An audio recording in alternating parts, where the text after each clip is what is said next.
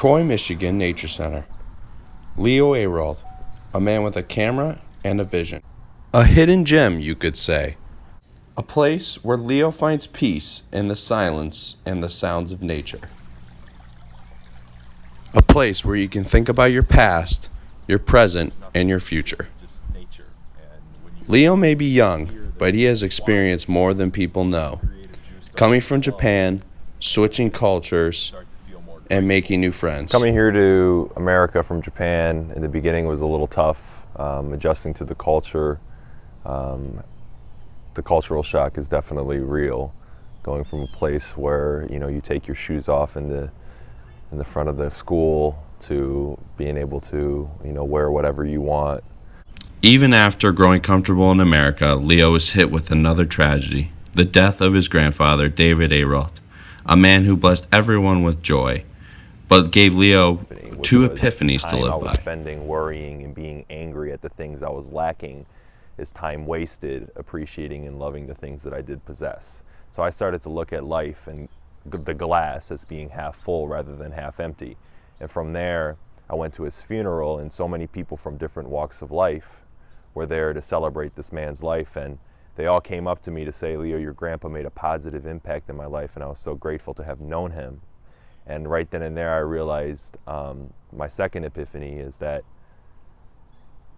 the true measurement of wealth is not predicated to how much money you have or what kind of car you drive. It's how many people did you impact, how many people remember you for all of the right reasons, and how many people celebrate the fact that they got to know you.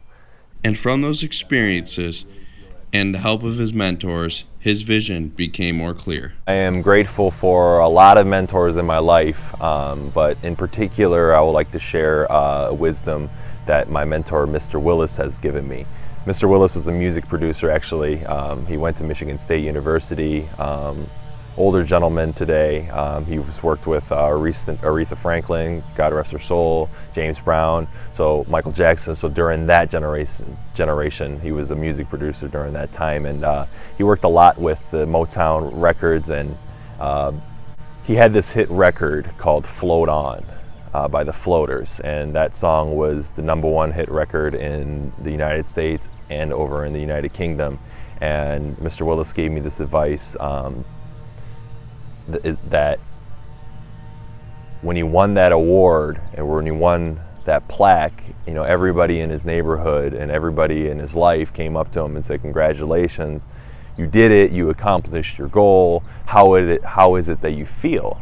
And he said to me that, Leo, I didn't have any feeling that I could describe. It was kind of empty because the goal was over. And so it's good to set goals in your life, but when you reach those goals, the only thing you're going to have is the memories that you created throughout your journey in getting there. So in each step that you take in attaining a goal, just make sure that you make as many positive memories as you can, because one day when you get there, that's all you're going to have. And the more positive memories you have, the more successful you're going to feel. Now with the wisdom to make an impact, it was time to create a platform. And Leo created Reality Tell Your Vision. What I do now with Reality Tell Your Vision is that I provide a platform for those who deserve recognition.